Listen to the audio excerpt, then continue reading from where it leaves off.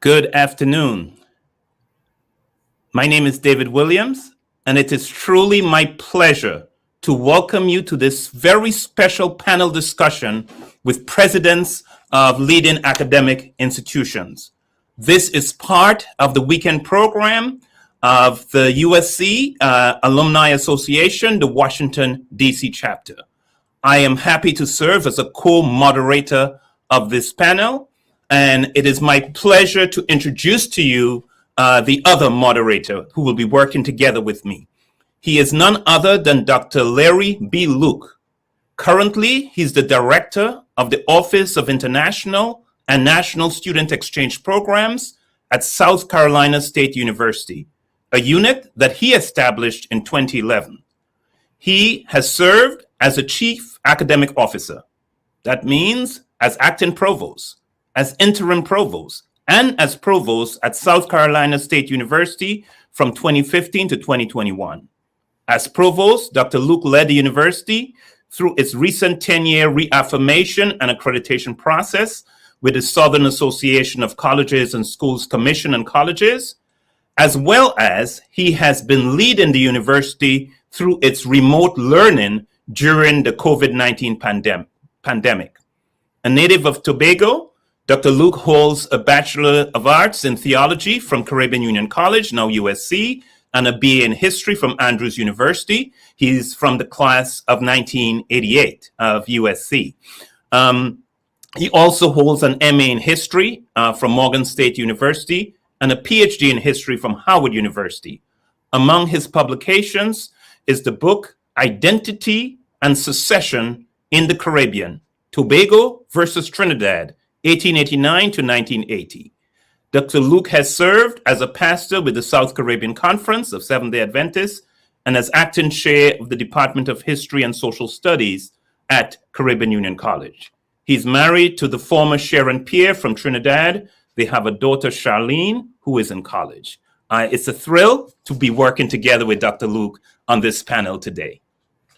Thank you, Dr. Williams. It's my pleasure to work with you also. Dr. David Williams is the Norman Professor of Public Health and Chair of the Department of Social and Behavioral Sciences at the Harvard Chan School of Public Health at Harvard University. He's also Professor of African and African American Studies there at Harvard University.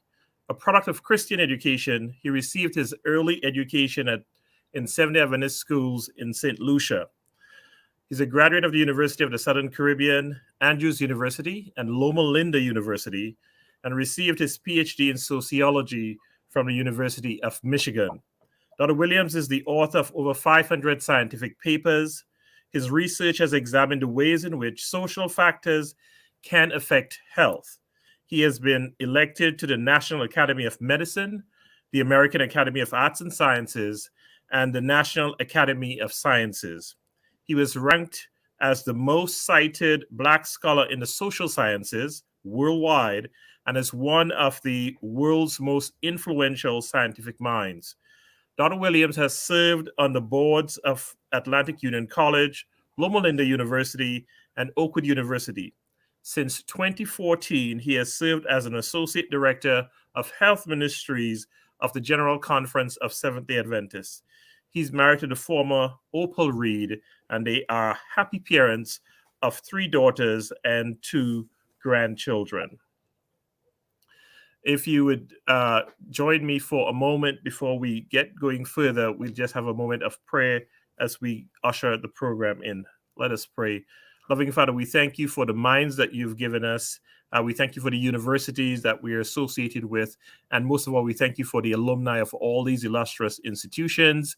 And we pray for the leadership of all these institutions today. We ask for your guidance and wisdom as we go through this panel, various questions and responses. In Jesus' name, amen. Thank you so much for the prayer as we get started today. I want to talk briefly about what's the purpose of this panel discussion. Why are we doing it? What's the vision behind it? And we at USC and the alumni of USC, we're very committed to our institution. We are thrilled to have a new dynamic president, but we also think we want to provide resources for him, There is no need to reinvent the wheel. We believe there is enormous wisdom that exists in persons who have had many years of experience leading academic institutions. And so we thought that a panel that brought together presidents of other institutions who can talk about their experiences would be very helpful at this stage of his leadership for Dr. Wilson. In addition, we also believe that an educated alumni association is better able to support the president and help him accomplish his tasks. So we think that this will be an eye-opening experience, especially for us alumni, but also it will be good for Dr. Wilson to learn of how other institutions are handling their challenges. I will now turn to Dr. Luke, who will tell us a little bit about the format of our program. Thank you, Dr. Williams. The program will take the following format. We will introduce the panelists after I speak. The panelists will be engaged in 3 rounds of questions. Round 1, we have 2 questions, followed by a musical interlude, then a second round of questions, followed by a musical interlude, and then a third round of questions. After the 3 rounds of questions, Dr. Wilson, President of the University of the Southern Caribbean, will provide a response or remarks. We would entertain questions put in the chat by the audience. We will have a vote of thanks after the response to those questions. And then the president of the Washington Alumni Association will bring closing remarks and close the weekend. So at this time, we will move into the introduction of the panelists. So it is my pleasure to introduce our first panelist today. He is Dr. Brian Copeland. Professor Brian Copeland serves as the campus principal of the University of the West Indies, or we say UWI, in St. Augustine. He graduated with a BSc in Electrical Engineering from UWI St. Augustine in 1978, an MSc in Electrical Engineering from the University of Toronto in 1981, and a PhD in Electrical Engineering from the University of Southern California in 1990. Professor Copeland has won many prestigious awards. In 2008, he was the first recipient of the Order of the Republic of Trinidad and Tobago, and in 2007, he was a joint recipient of the Chaconia Medal Gold as a member of the GPAN development team. Among other awards, he has also received the Guardian Life Premium Teaching Award in 2002, the BP Amico Fellowship Award for Senior Academic Staff at UWI in 2001, and the LASPADU Fulbright Scholarship for the doctoral program at the University of Southern California in Los Angeles in 1987. It is our pleasure to welcome Dr. Copeland to the panel today. Yeah, my pleasure, sir. Next, we have Dr. Lincoln Edwards, President of the Northern Caribbean University. Professor Lincoln Edwards serves as the President of Northern Caribbean University in Mandeville, Jamaica. He is a graduate of the University of the West Indies and Loma Linda University, and holds a bachelor's degree in chemistry, a PhD in pharmacology, and a Doctor of Dental Surgery degree. Professor Edwards currently serves on 3 American Dental Association test construction committees and is chair of the American Dental Education Association section on oral diagnosis and oral medicine. Professor Edwards is a published researcher in the areas of diabetes and hypertension with over 50 peer-reviewed papers and abstracts, and has obtained 2 National Institutes of Health grants in the United States. Amidst his hectic professional and philanthropic schedule, he still finds time to work for the Lord and is an experienced lay preacher and has served in various capacities within the Seventh-day Adventist Church. Professor Edwards is married to Sandra Taylor, and together they have 3 children. When he's not spending time with family or doing research on how to improve the health and well-being of others, he enjoys a friendly game of soccer. Welcome, Professor Edwards. And next, it is my pleasure to introduce Dr. Richard Hart. He is the president of Loma Linda University Health, a post he has held since 2008. In this role, he oversees the operations of the organization's 8 schools and 6 hospitals, as well as collaborative and consulting relationships with organizations worldwide. Hart has served at Loma Linda University Health since 1972, including service as chair of the School of Public Health Department of Health Sciences, director of the Center for Health Promotion, chair of the School of Medicine's Department of Preventive Medicine, dean of the School of Public Health, and president and CEO of the university. Hart's visionary leadership was key in the development of the organization's San Bernardino campus. He also serves as president of Adventist Health International, a management consulting organization for SDA hospitals and clinics in developing countries. Dr. Hart holds a Doctor of Medicine degree from Loma Linda University and a doctorate in public health from Johns Hopkins University. His first degree was a bachelor's degree in biology from Walla Walla University. It's my honor to welcome Dr. Hart to the panel today. Next, we have Dr. Weymouth Spence. Thank you. Good to be with you. Thank you. The 19th president of Washington Adventist University, located near the nation's capital in Tacoma Park, Maryland. Washington Adventist University is one of the 14 higher education institutions in North America with an affiliation to the Seventh-day Adventist Church.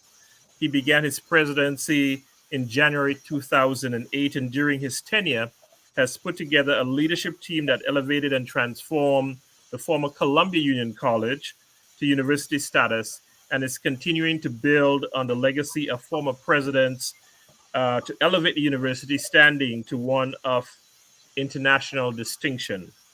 Prior to his appointment at the Washington Adventist University, President Spence served in leadership positions for over 30 years in higher education and healthcare institutions as program director, dean, and vice president for academic administration. Dr. Spence has served on many institutional boards, including the Adventist Healthcare and Washington Adventist Hospital boards. He currently serves on the boards of Montgomery County Chamber of Commerce. In 2006, he was recognized for providing the leadership for developing and implementing the first interstate accredited RN program between San Antonio, Texas, and Phoenix, Arizona. He was recently recognized by the Columbia Union Conference of Seventh-day Adventists as a notable person of honor for his leadership accomplishments. Dr. Spence's hero is Jesus Christ, and he believes that modeling the life and teachings of Jesus is the answer to every problem. He's married to the former Rebecca Brown, and they have 2 children and 3 grandchildren. Welcome, Dr. Spence. Thank you very much. And finally, I want to introduce someone who really may not need a lot of introduction. He's our president of the University of the Southern Caribbean, and he will be responding to the panelists at the end of the program today. I'm talking about none other than Dr. Colwick Wilson, who came to USC from the sister Seventh-day Adventist University, Oakwood University in Huntsville, Alabama, where he had served as senior vice president and provost since the fall of 2017. Before his appointment at Oakwood, he had also served in leadership and academic roles at Loma Linda University and at the Kettering Health Network in Ohio. He also possesses non-denominational academic experience and served as an associate professor at the University of Michigan. Dr. Wilson obtained a Bachelor of Arts degree in theology from the University of the Southern Caribbean, CUC at the time, a Master of Arts in Sociology from the University of Michigan, a Master's degree in Leadership and Counseling from Eastern Michigan University, and a Doctor of Philosophy from the University of Michigan. Dr. Wilson is a visionary, innovative, and collaborative leader with an extremely engaging personality. He is married to Dr. Delise Cole Wilson, and they are the parents of 2 adult daughters, Shadima and Corliss. That is our panel today, and we will now go to round 1 of our questions. So the first question we have for each president, I will ask the first question, then Dr. Luke will come with the second question in round 1, is could you provide for the audience a brief overview of your institution in terms of its size, mission, the number and demographic of students, and the scope of its academic programs? And I would ask anyone to start. Okay, if I go from my screen, on my screen is Dr. Williams Spence is the first on my screen. Okay, thank you very much for that kind introduction and for being part of this elite panel. And congratulations to the Alumni Association of Washington, D.C. for University of Southern Caribbean. Washington Adventist University is a private university with a liberal arts tradition offering a dynamic blend of professional and liberal arts undergraduate and graduate programs. Founded in scenic Tacoma Park in 1904, near the world's capital, it is owned by the Seventh-day Adventist Church and offers a Christian education to students of different faiths from around the world. Its vision is to produce graduates who bring competence and moral leadership to their communities. The campus occupies 19 acres in Tacoma Park, Maryland, and right in this metropolitan area affords unraveled opportunity for learning, work, recreation, service, and worship. Our enrollment capacity is from about 1,500 to 2,000 residential and local community students and an unlimited online capacity. Our greatest asset are our employees, faculty, and staff. The most valued people on our campus are our students. We have recently launched Vision 2030, Distinctive Excellence in Student Success. It is a place where we welcome all God's children to our campus, and with distinctive service, we partner with them to graduate on time with little or no debt, ready for the workplace and for eternity. We want to emphasize certain things about the university that I think are unique to Washington Adventist University. We have one university, one mission, and one vision under three schools. The School of Arts and Social Sciences, School of Graduate and Professional Studies, and the School of Health Professions, Science, and Wellness. WAU moved from the 71st in social mobility to the 17th regionally. Our students come to us poor when they graduate, they're earning market wages. Our counseling degree is ranked 7th by US News and World Report based on price, accreditation, reputation, and salary potential. WAU as the one and only honors college in the Adventist higher education system, allowing students to combine multiple areas of study into one customized degree. It is the home for high achievers. Our religion department is the only urban evangelism focused program in the Adventist higher education system. Our location gives us access to training grounds that are not easily accessible otherwise. Washington Adventist University boasts the only music therapy program in Maryland and the entire Adventist higher education system in North America. This program is approved by the American Music Therapy Association. We recently established a partnership with the University of Baltimore Law, offering a strong pre-law program and working towards an Adventist law school. We have also partnered with Capital University to offer programs such as cybersecurity and other technology academic offerings. And this is Washington Adventist University. Thank you so very much, Dr. Spence, for the overview. I would say to the other panelists, you don't have to take as much time as Dr. Spence did because we have a lot of territory to cover today. But next, I will go to Dr. Edwards.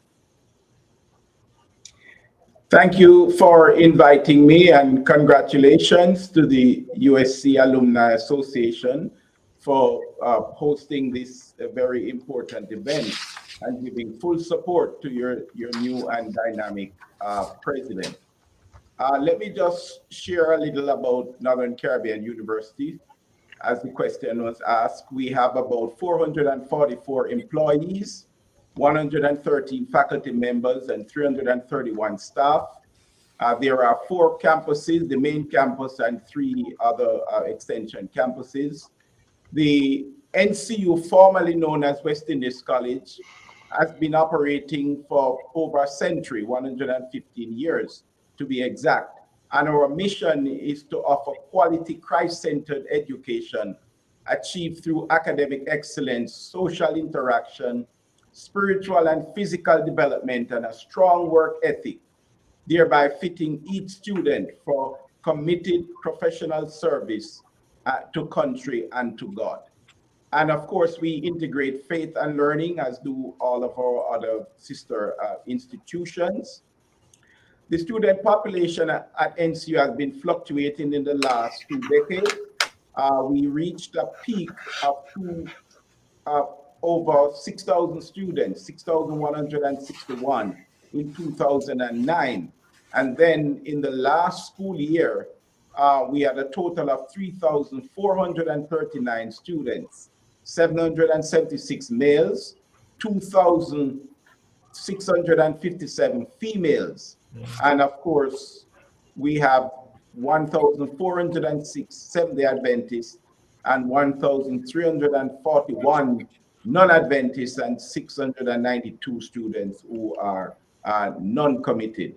We have 4 colleges and 1 school, and we offer a number of professional, pre-professional, and vocational programs, because we believe that vocational education is becoming more and more important. So we have the Vocational Education and Empowerment Training Institute that offers vocational courses to those who desire to take those courses. So that's just an overview.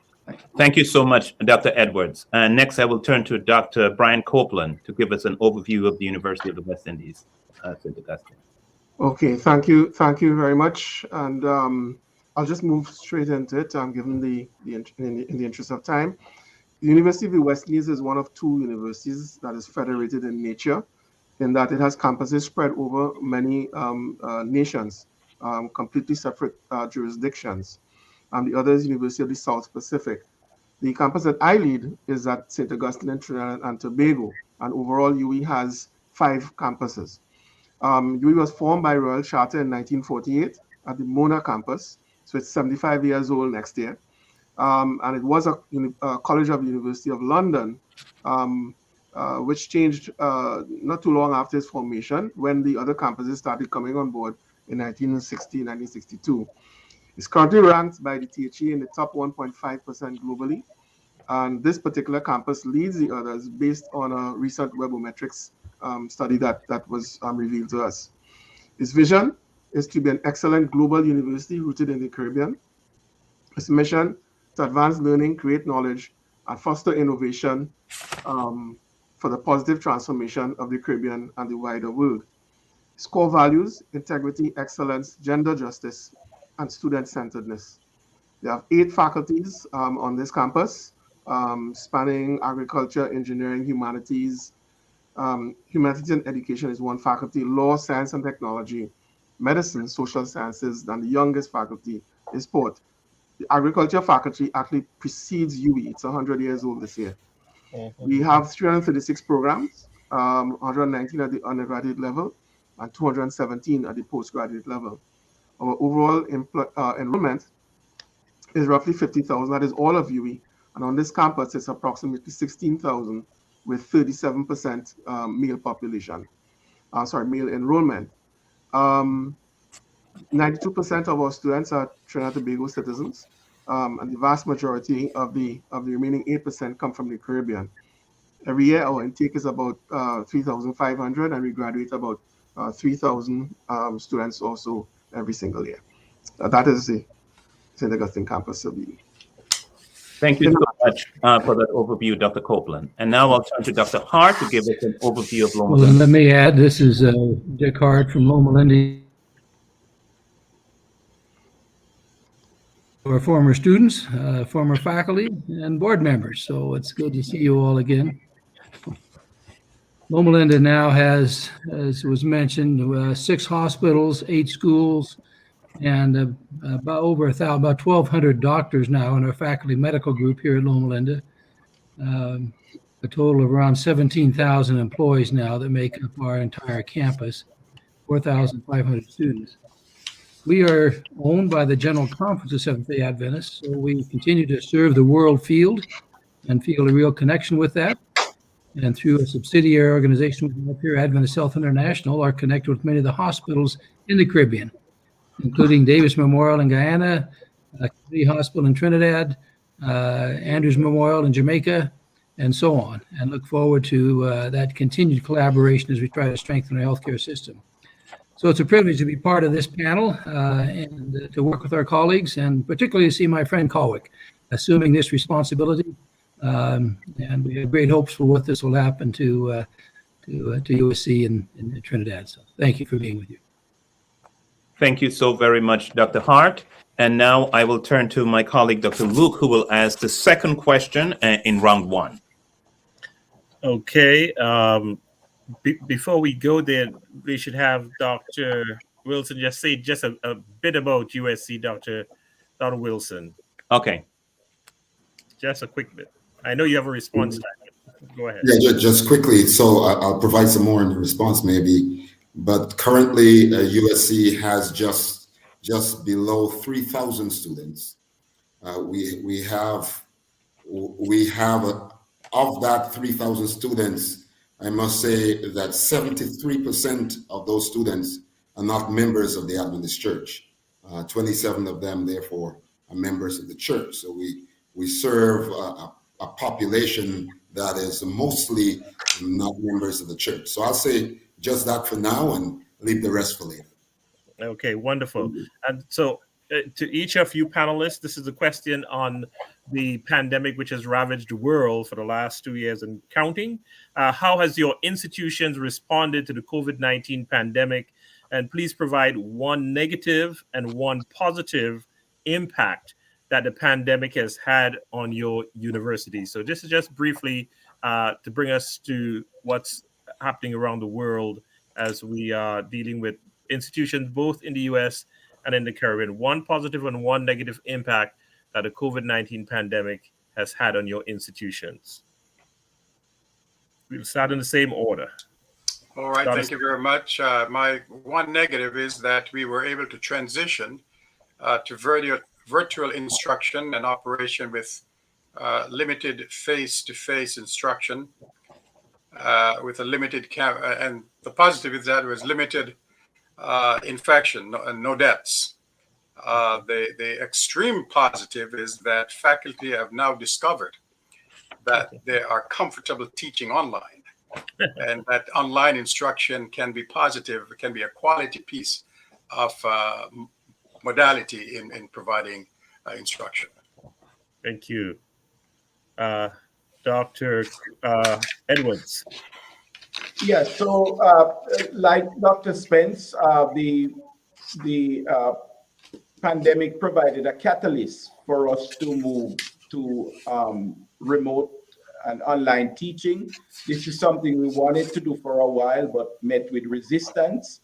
So the pandemic did provide a catalyst for that.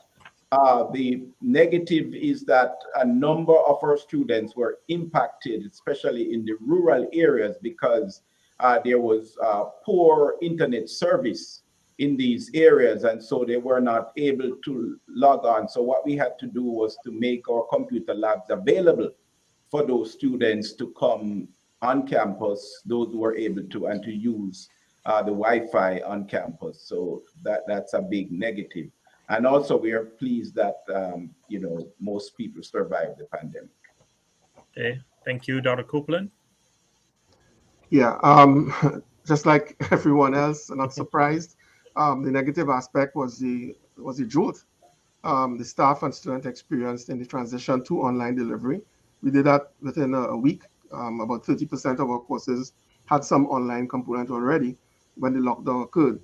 But the most negative component of that impact is that it resulted in an unprecedented level of stress for staff. And if you look at this course locally, you see a lot of discussion now on mental health and wellness of the population at large. But in fact, it impacted significantly impacted our staff and more so our students. On the positive side, it forced us to pivot to the online platform, albeit emergency remote teaching. Something I've been trying to get my staff to move to in the years before COVID hit. So I actually say thank you, COVID, for that. And significantly, this is part of an 8-part strategy that we've now evolved, and we accelerated the discussion on this strategy that describes a UE of 2030, a future state in which the campus and the UE at large is much better poised to live on its mission of achieving greater development for the Caribbean and its people. So we actually have started that this year by looking at a hybrid environment, solidifying the gains we've made. There's a temptation to go back face to face. We're looking at a hybrid existence going forward. That's the one positive I could capture in a nutshell. Thank you, Dr. Copeland. Dr. Hart? In the spring quarter of 2022, when the pandemic really started, we were forced to go online. Some of our accrediting bodies for medical students and dental students, so on, says we don't want our students exposed to patients back in the uncertainty of it. But by summer, I mean, we're entirely an academic health science center, so all of our classes are health sciences. It's hard to treat and learn to take care for patients if you can't see patients. And so we were able to go back on live fairly quickly. It was a good chance for our students to learn safe operating procedures. So from the summer of 2022 on, we've been operating fully with a combination of online and face-to-face experiences in the clinical wards. And it kind of brought us into a new era at Loma Linda.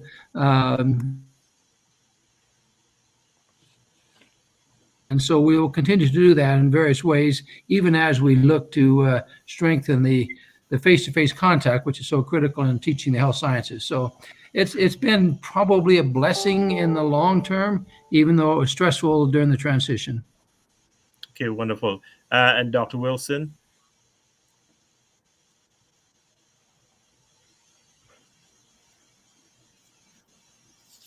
The positive, I think, in terms of USC, is also the issue of flexibility and agility. Now, there was some things going on prior to COVID, but the faculty and staff were able to transition quickly, and I think that's the positive. The challenge was, I think, and still is that it exposed the diversity in terms of technology needs that we had on the campus. And so this is not just with teachers, this is not just with students, but also with teachers. So there were some teachers who couldn't teach because they didn't have the basic equipment to do so. So it kind of revealed that diversity in a very distinct way. Thank you. Thank you, gentlemen. I wish we had time. We'll go into the quality of online learning and how we're going to wrap that up, because that is a challenge at institutions. But we won't get into that today. We'll take our first musical interlude at this point. And then I just want the audience to note that Dr. Hart has a memorial service to go to at 6 o'clock. And we'll have him to take a couple questions before the others as we go into the next segment. So at this point, we'll have the first musical interlude.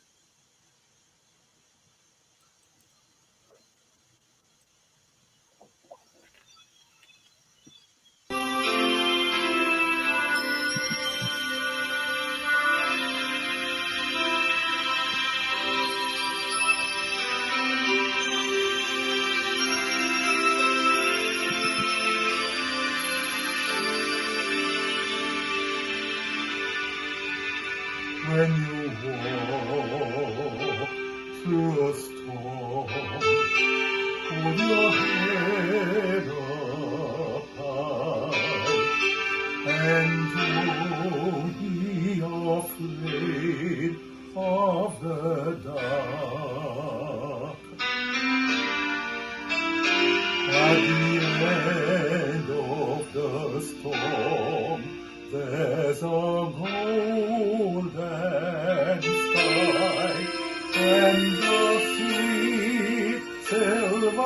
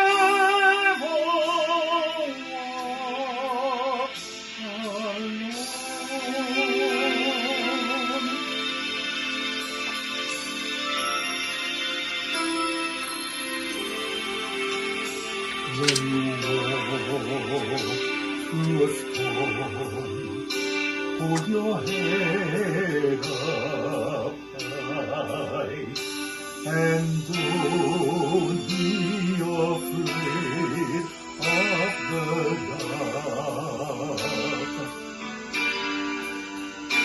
At the end of the storm, there's a golden sky and the sweet silver sound of the lark.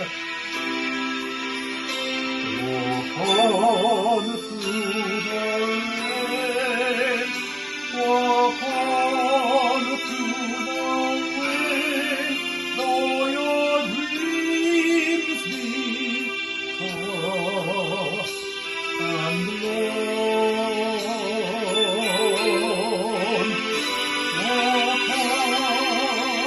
Walk on, with hope in your heart, and you'll never walk alone.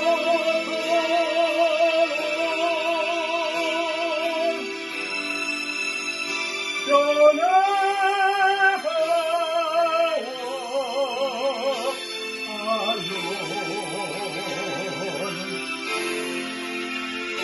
You'll never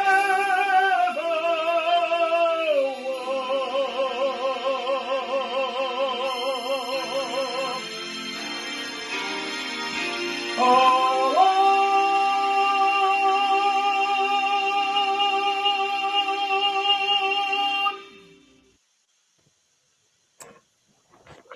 We are grateful for that powerful message and song. And we will now go to round 2 of our questions. And what I'm going to do, as my colleague, Dr. Luke indicated, I'm going to go first to Dr. Hart and ask him a couple questions in succession so that we get all of his wisdom before he has to leave to attend the memorial service. So Dr. Hart, one of the issues that's critical for universities is support from stakeholders, with the alumni being a key stakeholder.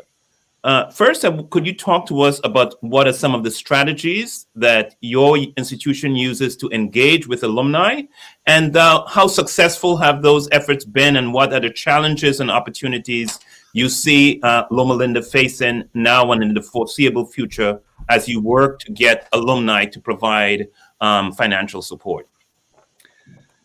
Well, thank you, David. It's good to expound on this. We have roughly close to 50,000 alumni now from Loma Linda through the years. We've been operating for 117 years. What's surprising is that because class size is enlarged, the vast majority of those, we figure 70% of those are still living. So that's a broad pool to tap into. They, of course, come from very disciplined. Some have done well financially. Others are more in service modes and not done so well financially. But we have an active program. We call it Loma Linda Comes to You, in which we go across the country and sometimes around the world holding programs for alumni. This is organized by our philanthropy folk. One of the things we've done here is we put together an office, what we call advancement. And advancement includes marketing, communications, and philanthropy. And on the theory that if you tell good stories, if you have good stories to tell, that is part of philanthropy. And so that system has worked very well for us and has been very beneficial to us in fundraising. Increasingly, we produce a number of other things. We've gradually been moving from a quarterly publication called Scope, which many of you have seen, I'm sure, to more and more into social media and investing considerable energy in social media, where we can tell quick stories, research reports, student stories, and so on. We've also worked hard on branding. So we're trying to get Loma Linda to look like one university rather than 8 schools, which is a bit of a challenge, but I think we're making progress on that. So those are some of the things that we have worked on and have been blessed by loyal alumni. Having said that, let me make one other comment on this. We just finished building a new hospital, $1.3 billion worth of hospital. 2/3 of the support for that hospital came from non-alumni. So local businessmen, local people in the area said that we believe in Loma Linda as well. We want to assist. So I would encourage all of our institutions, and I'm looking at Colwick and Lincoln in particular, and Weymouth. It's surprising how positive a reputation we all may have in the community, and reaching out to vendors that we purchase from, reaching out to others that do business with us, I think is another critical part of trying to grow our financial base for our institution. So let me stop at that, David. Thank you. Let me ask you another question. Many institutions of higher education are dealing with decline in enrollment, as well as the decline. It came through clearly in the two presidents, well, the two who spoke from the Caribbean region. The number of male students are relatively low compared to the number of female students. What innovative strategies are you employing in terms of addressing the challenge of enrollment? And let me throw into that, Dr. Hart, as well. So there's a question about enrollment in general, but could you also comment on the decline of SDA students being enrolled at Loma Linda, and how are you dealing with that challenge? Well, those are both critical questions. We've got 4,500 students. We were growing at about 5% a year for a number of years.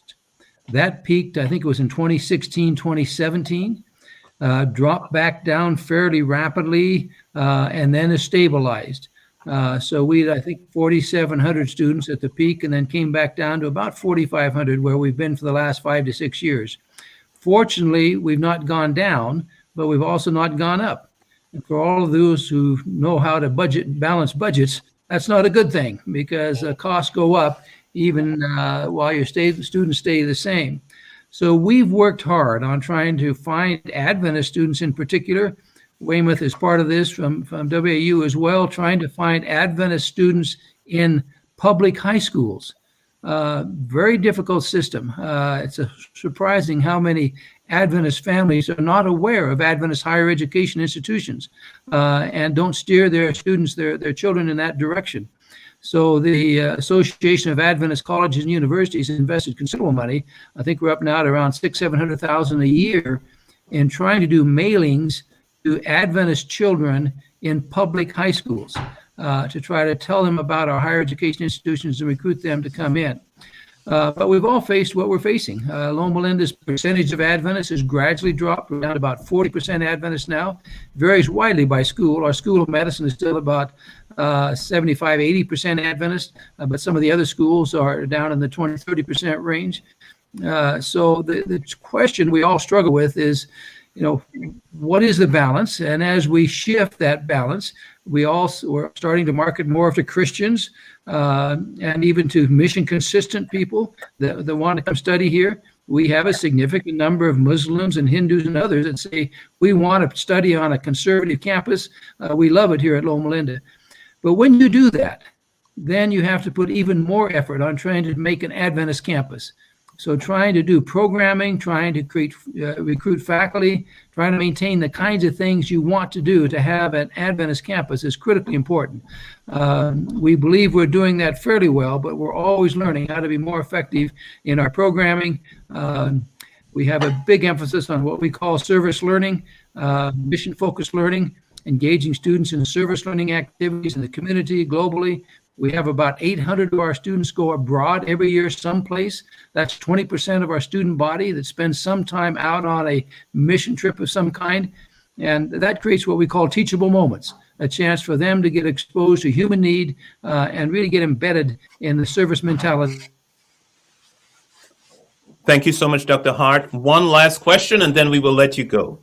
From your perspective, what are the two top critical issues facing Loma Linda in the 21st century? What do you see as the two big issues?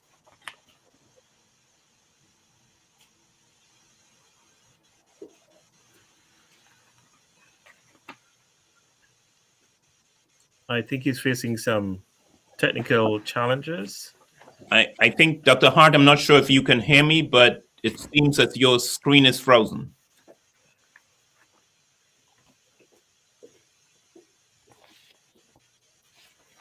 Okay, Dr. Hart's screen seems to be frozen.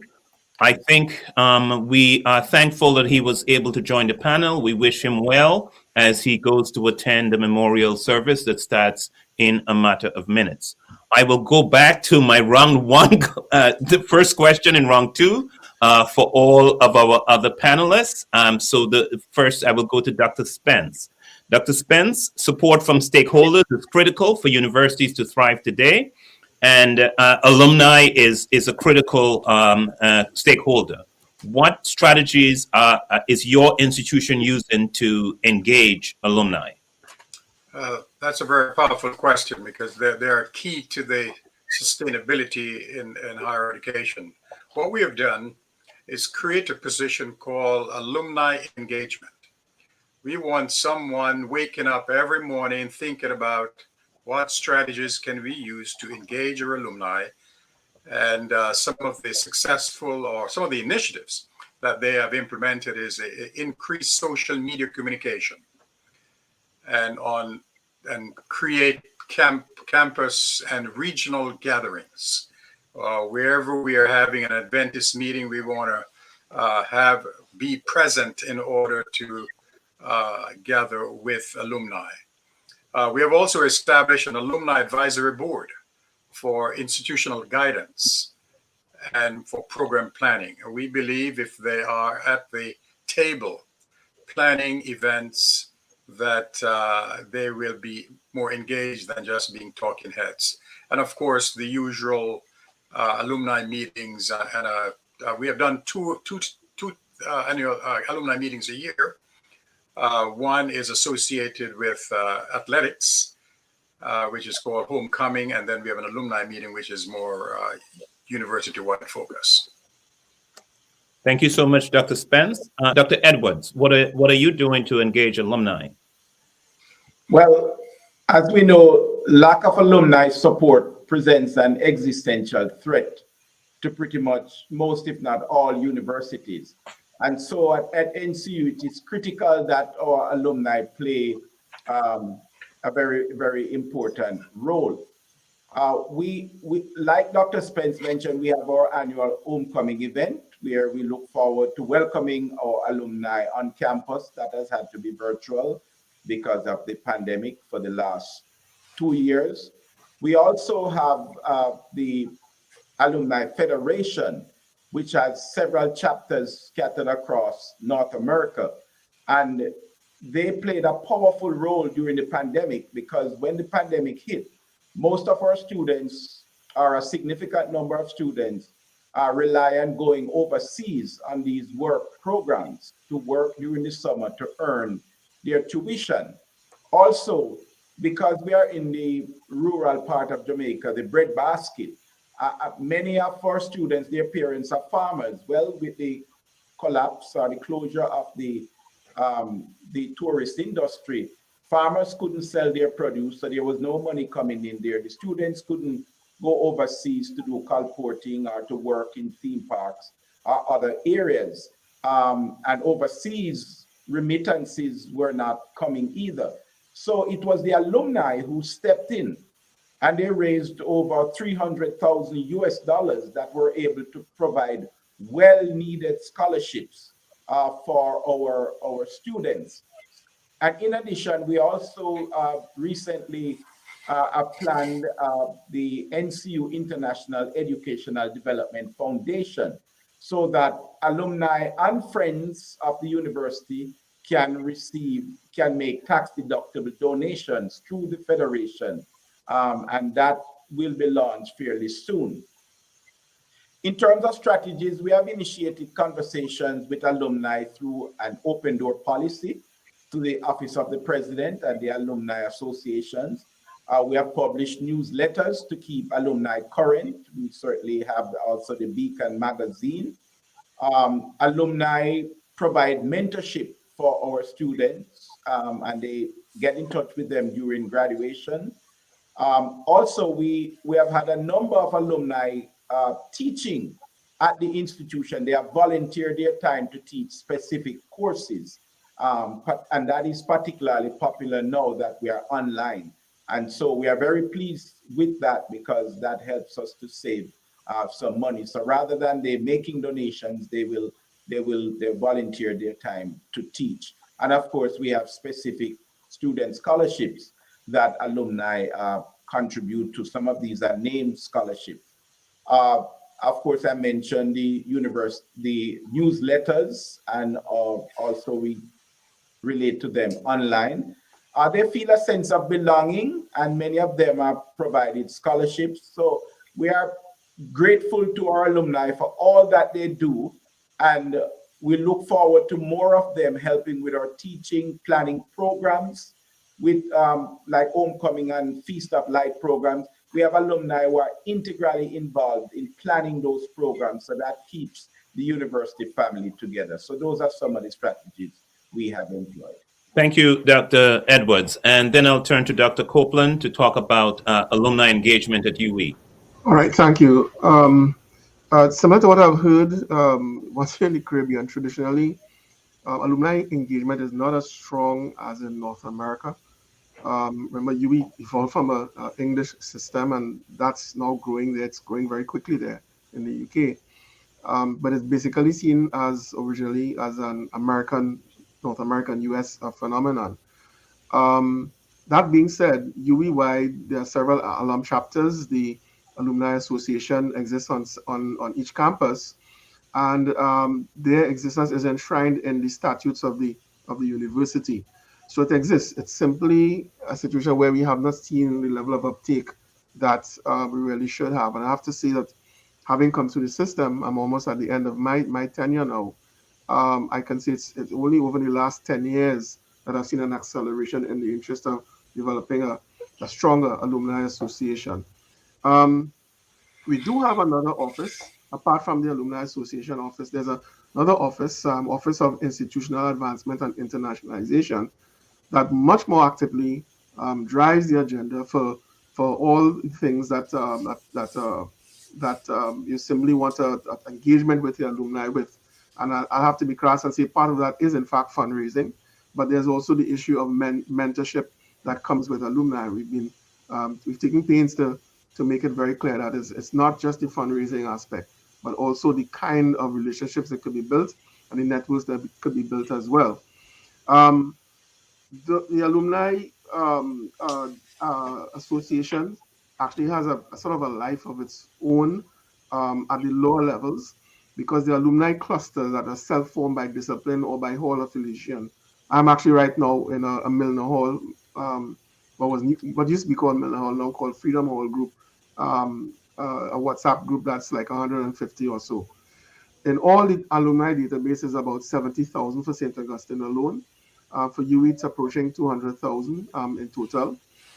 In terms of strategies, we have drafted and started on plans for creating an alumni reconnect campaign, and note the word there, reconnect, to strengthen and grow that interface.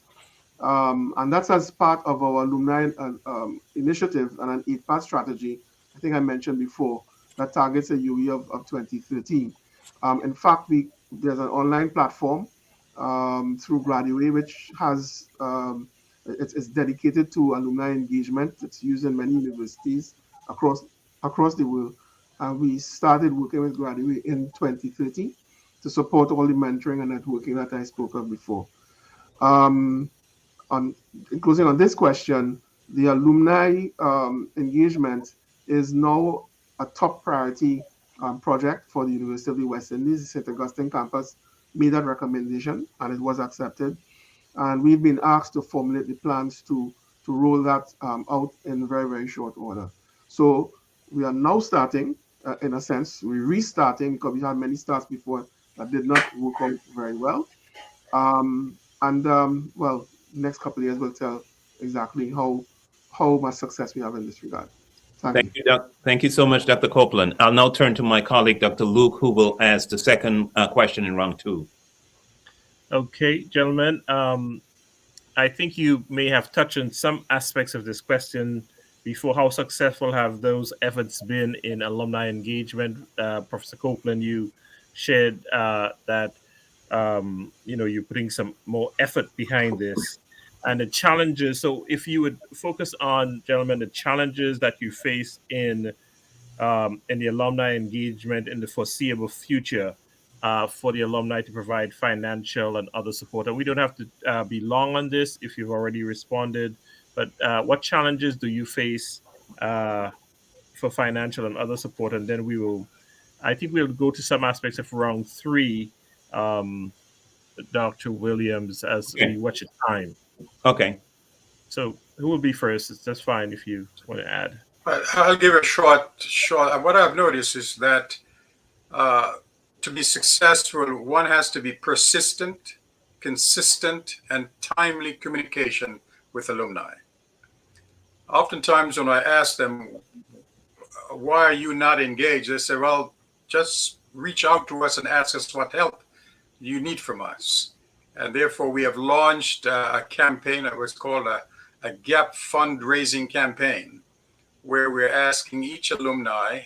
We have a range of about 10,000 to 15,000 alumni that are active to give $100 per month to bridge the gap to what students can afford and what the gap they have. And that has been tremendously popular. And also on the higher level, we have instituted, this is about the 8th year now, we have instituted a prestigious gala, visionary gala at the Congressional Country Club here in Bethesda, Maryland, an elite club, and it caters to the higher echelon where we recognize not only alumni, but individuals throughout the world and bring alumni and higher potential donors together. Thank you. Next, Dr. Edwards, you want to add anything? Yes, what we're finding out is that those who have graduated in the last 10 years are the ones who are least involved with the university, and that we find that quite troubling. And most of the person who usually give significant sums are leaving the scene now. So so we are really concerned about that. And so we have stepped up our campaign to get more persons involved. Certainly social media is being used now to capture those who spend time on that media. And so we have to really engage, because without the alumni support, we simply can't do the things that we want to do. And particularly in the Caribbean here, the support is needed so that we can move forward with what we do. So we're just gonna have to keep at it, as Dr. Spence says. We're gonna have to be persistent and consistent. But they like positive stories. Recently, one alumna, Corey Gardner, was featured on CBS News because she's the youngest partner with Amazon, who is doing a lot of marvelous things, and that really stimulated a lot of support towards the university. And we have a new Federation president, relatively new, Mr. Harold Clayton, who is just tremendous. So we are making some progress, and we'll continue to push. Okay, President Wilson, we'd have you speak about alumni in your response section at the end. And Professor Copeland, I know you said you're launching a strategic plan relative to that. Anything else you wish to add on the question of alumni engagement and the challenges that you face? Well, as I said, well, I'm hearing a lot of similar experiences from my colleagues on the panel. We got a lot of positive responses from alumni when the news about the ranking came out. I have to say that many people in Trinidad always thought that UWI was a very lowly ranked university. So it's significant that they reached out and said, "Oh my goodness, I didn't know that we were so strong," and you actually heard the exuberance in their voices. With the COVID, we also had. I'm proud to say that the whole chapters actually came forward without us even asking, and lend support to students to get devices, provide funding to support them and the like. But these are ad hoc things, and so the strategy that I outlined before is where we're going to be carrying our efforts in this regard. All right. Thank you, gentlemen. David, I think we should, watching the time, I want to go down to the part of round 3, and then we'll take the interlude. Okay, so we'll take the first question in round 3, and then we'll have the musical interlude. So I'll go to everyone on the first question in round 3. You heard me ask Dr. Hart the question, and this is it's a concern in the U.S., but it is probably a bigger concern even in the Caribbean region. Many higher education institutions are not just dealing with declining enrollment, but the declining enrollment of male students attending college. A problem in the U.S., bigger problem in the Caribbean region. What innovative strategies are your institutions employing to address declining enrollment in general, but also to get more young men enrolled in higher education? I will just begin with Dr. Spence, and I'll follow the Dr. Spence, Dr. Edwards, and then Dr. Copeland. And you can show that video right after for me, David, just so people see the PowerPoint. They can. Okay. Yeah. Okay. Very good. Let me respond. We have been a very friendly panel. Let me disrupt the status quo here a little bit by saying that the traditional higher education in Seventh-day Adventist education structure has expired. On my colleagues on the panel have indicated that they have gone to outside Christian education to get some of the degrees simply because they're not offered within Adventist structure. We now need to collaborate in order to widen our academic offerings so that it can meet the needs of the 21st century. Also, Adventist students are discovering that there is a less expensive way to obtain higher education, community colleges, state institutions. So we need to discover methodologies of how to allow Seventh-day Adventist students to afford, to access, and also to graduate on time into our Adventist institutions. Too many of us are offering the same things. We're actually competing with each other, offering the same things at different locations. We need to have one system. Yes, I did say that. One system at different geographic locations with various specialties. Let me start, see if that is disrupting the status quo here. Let's see how that goes. All right, thank you. I think it is disrupting the status quo. And I would just, as someone who has advocated for that over the years, the structure that we have in place does not well accommodate a single system. So we would have to change the current structures that we have, and maybe a crisis might push us to do that. But it's a challenge. But let me go on to Dr. Edwards on the same question.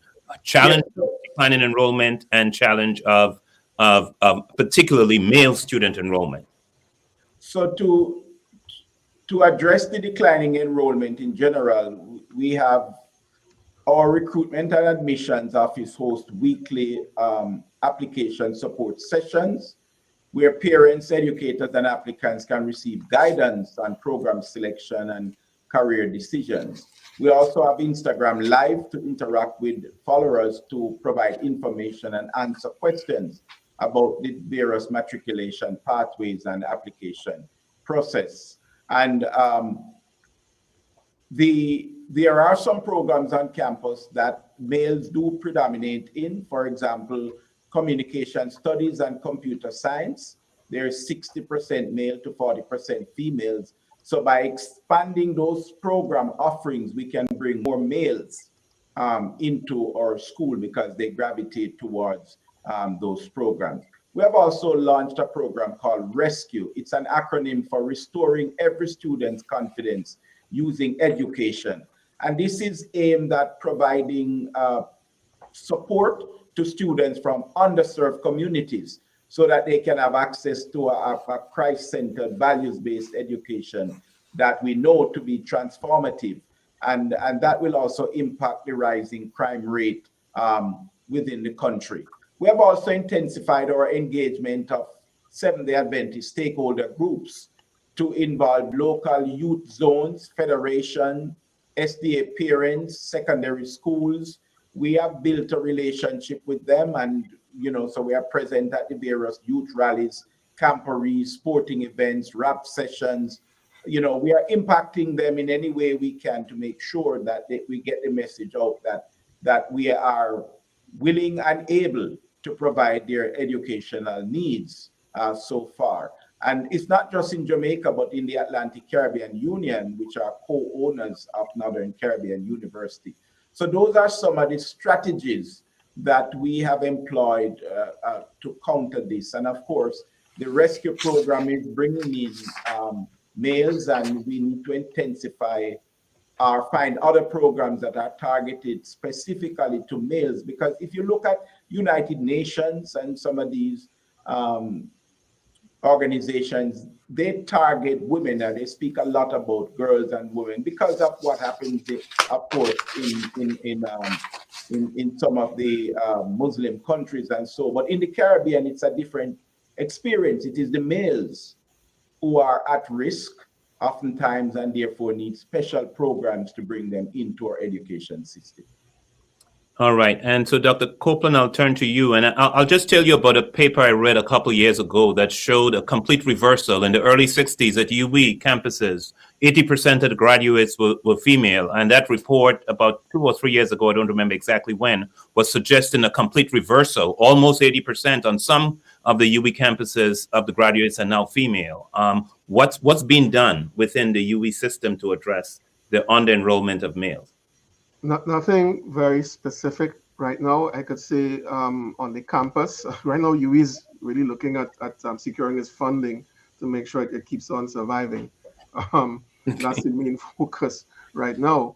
And I could say on the St. Augustine campus, we do have pockets where males do dominate, or at least at the same level as females. Interestingly, the more traditional faculties such as engineering, males still dominate, but only just barely so. And in the others, of course, if you have a very large faculty like social sciences, which tends to attract far fewer males, then in fact it would skew everything the way it has. That being said, we know that this is a challenge. How we're approaching this is by looking at the issue of diversity in its broadest sense.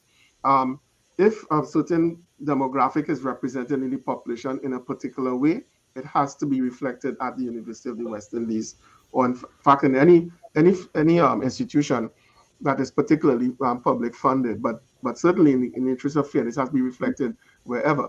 And so what we're doing as part of our recruitment unit, and I did indicate we're not specifically targeting males, but we will when we start looking more deeply at the demographics. We've created a recruitment unit in our marketing and communications department. Now, we have taken a stance, a very unpopular one. I was chastised by a student for saying this, that a university is a business. We have to balance the books at the end of the day. But at the same time, whilst we understand it's human lives that we're influencing, there are techniques and approaches that, by the way, many universities actually created that could be used to make our administration much better than it is.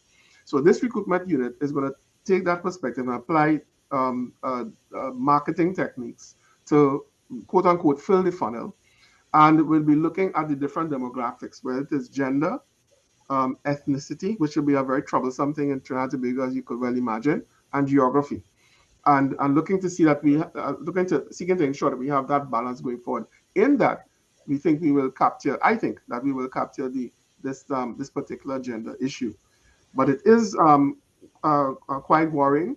I remember when I went into engineering, we had 3 females and probably about 400 males or something like that in the faculty. And now they're almost on par and doing very well in industry, by the way. So that is where we are roughly. There's a long speak on this if you like, but this is where we are on this. We are applying techniques to really look at the bigger issue of diversity. Thank you so very much. At this point, Dr. Luke, we will go to the musical interlude, the second one. And then when we come back, Dr. Luke will ask the first question, continuing round 3.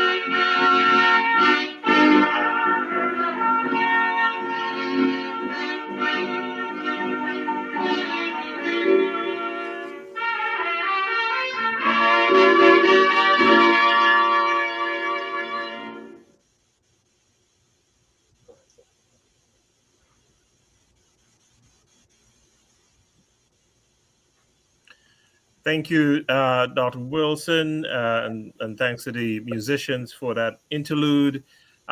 Before I start with the next question, I would like to ask our technicians to put some of the questions in our internal chat so that we can start reviewing those as we come to the last third of the program.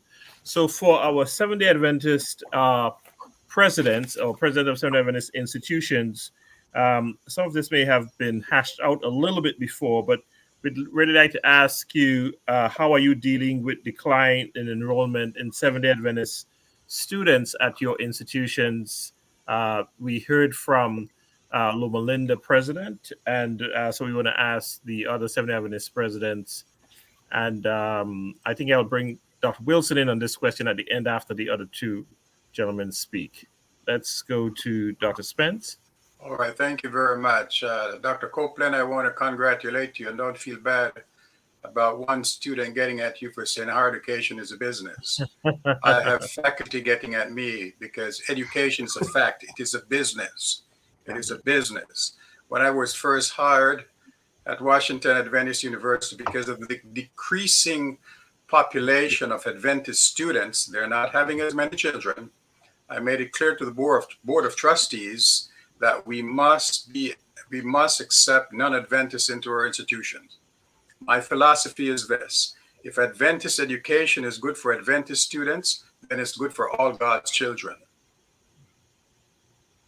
And so we are thriving. As a matter of fact, during my tenure, we have had the highest enrollment ever because we welcome in all God's children. At one year, for a 3-year period, we had over 200 Saudi Arabian students on our campus. I said Muslim students on our campus.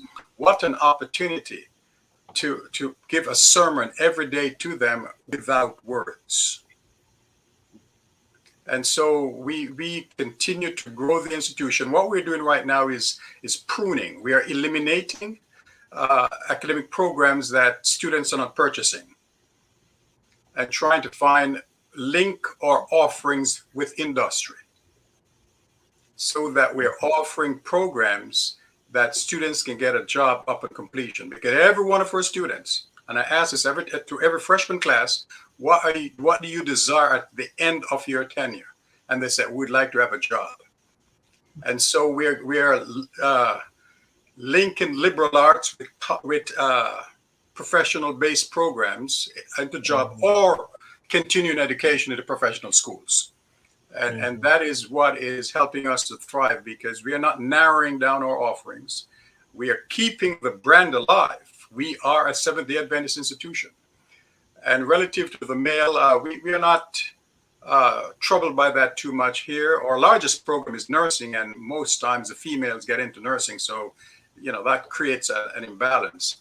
But we have to run this thing like a business and be student sensitive and provide student satisfaction. Yes. Thank you. Dr. Edwards? Well, what are some of the things we're trying to do here is to have a greater involvement of the university in our network of churches, because that's what distinguishes our institutions from some of the others. We have a network of churches, and we are the second largest, educational system worldwide. How is that helping us in the Caribbean? How is that impacting us? So what we are doing is looking at the needs of the churches. For example, one example is that with the advent of COVID-19, most churches now have to do their programs online. So you have a number of young people that now are helping with the media production and all of that. Well, those students, those members don't have any certification. So we are finding out some of them want to be certified because they are doing it and they like it. So the university now can invite those students to come to NCU and be certified or with short courses, or to provide them with the requisite degree. And our graduates from the communication studies are number one. They are most preferred among the media houses in Jamaica. So this is something, and the churches have other needs, and the churches are saying, we will pay for these students to come and take these courses because we need them to help run what we do at our local churches. So we are looking at what it is the churches need and how the university can send these Seventh-day Adventist members to us so that we can increase our training. The same thing goes for leadership at different levels.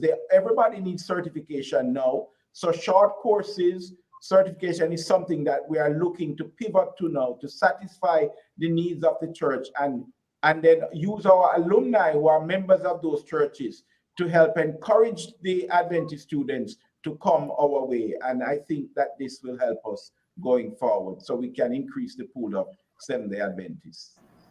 Thank you, Dr. Edwards. Dr. Wilson, your comment on that? Well, thank you very much, Dr. Luke.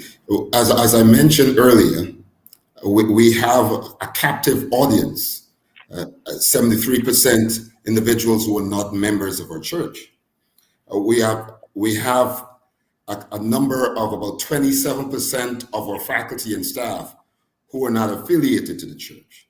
So beginning on campus, we have started to engage those individuals who are not affiliated, not to make them members of the church or even invite them to do so, but to participate in our values-based educational offerings in a more diverse way.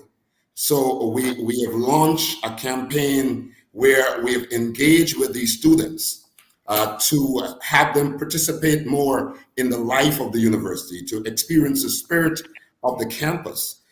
Because I met with one of our officials locally recently, and even though his son had attended USC, he did not consider the fact that it was a religiously based institution. For him, it was just an academic institution. So that's one of the strategies we're using. I must say that the Board of Trustees of the University of the Southern Caribbean and the board's chair are very supportive of a number of things that we are doing, and have done I've participated with some of the things that Dr. Lincoln Edwards talked about, where we are seeking to engage them in short courses. We have one going currently right now where individuals are learning Spanish as a means of engaging the Spanish populations within their territories. So that's another strategy we're using. The other thing we're doing is ensuring that we connect with those clusters where students from other religious organizations are attending USC, and partner with those individuals to have them a part of the support staff to enhance the quality of the experiences of the students on our campus. Those are some of the fresh ideas that we're working on. And thank you, sir. Thank you. Dr. Wilson, Dr. Williams. You're on mute, sir. We're coming up to the end of our questions. I have one question for the Caribbean CEOs. That would be Dr. Copeland and Dr. Lincoln Edwards. We can have Dr. Wilson comment at the end in his closing comments on this one. But if you step back from your institution, what do you see as the state of higher education within the region? And how do you see your institution filling in terms of meeting the challenges that the region faces in terms of higher education? And I'll ask about Dr. Copeland first and then Dr. Edwards. Okay, thanks for the question. You did say stand away from my institution, so I won't talk about funding again. I'm going to take a page from Dr. Spencer's book, and I think there needs to be a revamp of the entire education system, all the way down from tertiary to primary. In the Caribbean, our system was designed for somebody else. Now it's time to make sure that it does the work for us, and it'll take too long to expand on some of those ideas. But from a university perspective, there's a worrying issue about that comes from the public. There's a perception, I think that's wrong. Well, not complete. In terms of what values a university could bring to society. By and large, John and Jane public looks at the university and all they see is that this is a place where my child will go to become a graduate. However, the very definition of university assumes that there's a strong research and development component, and this is where I'm going. If it doesn't have that, I'm afraid to say it's simply a community college. You need to have this research and development, especially for the Caribbean. Research is one thing, but development and innovation is another for the Caribbean, because those activities do not occur in the corporate sector as they do elsewhere, not as strongly in the Caribbean as they do. And I've paid the price for that. I can give you lots of examples. And you mentioned some of my history in that regard. So there's not a full appreciation of that. And I think that it being a very long topic, let me just summarize by saying, I invest in education and I get the fruit of that investment in 3 or 4 years. I invest in research and you very rarely will you see such a tight deliverable timeline. Case in point, the technology we're using now came out of philosophy. George Boole wrote a book, hardly anybody took the book up.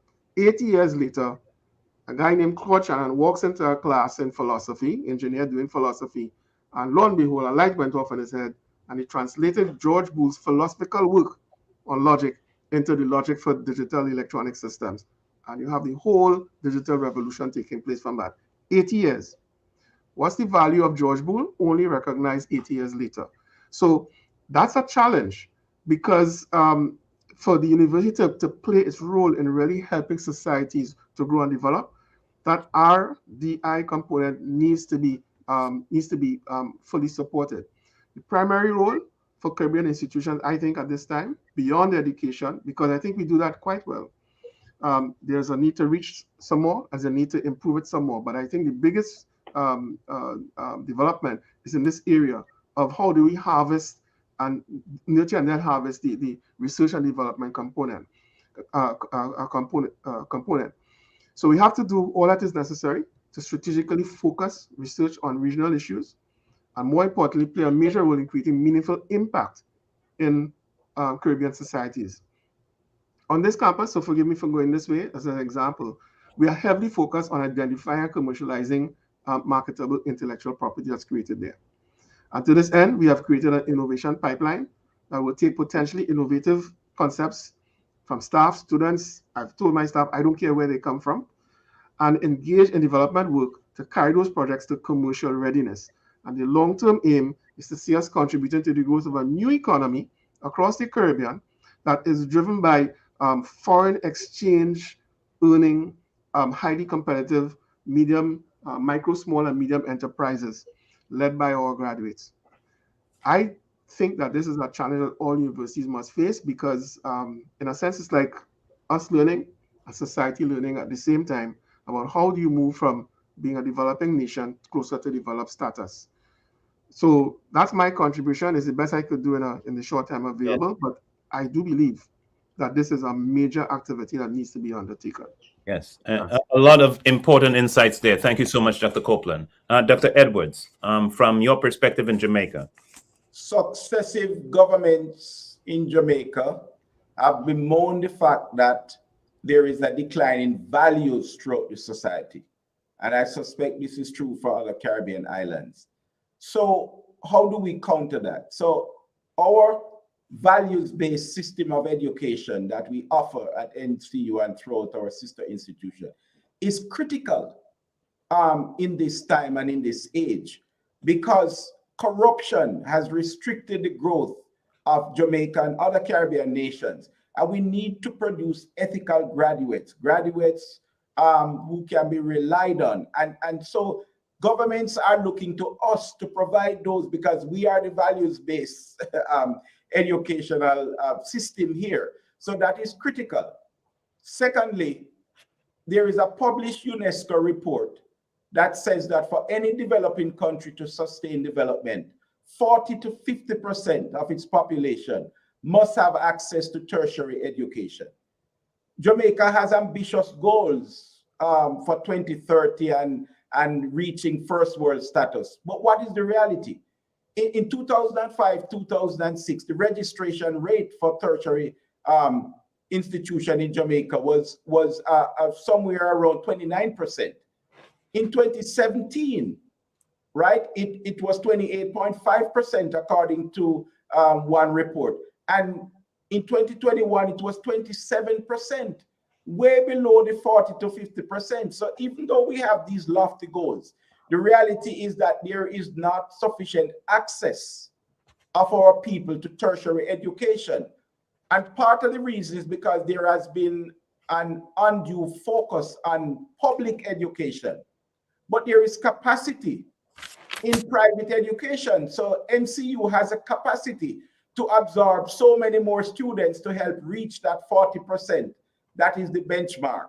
So a way has to be found to get those students into NCU and other private institutions so that we can get to the 40%, because governments are not going to build enough schools, or even the UWI or other public schools are not going to expand quickly to get to that 40%. So the existing private infrastructure has got to be engaged. That means more scholarships.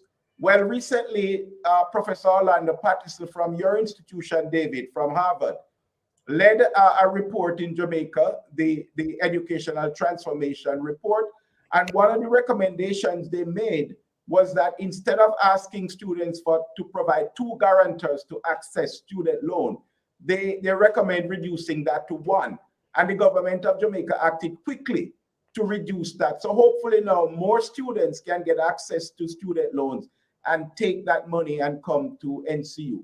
We have recommended through different fora that a portion of the budget to education should be given as grants to students, because the parents of these students, whether they are at NCU or in the public sector, they all pay taxes in Jamaica.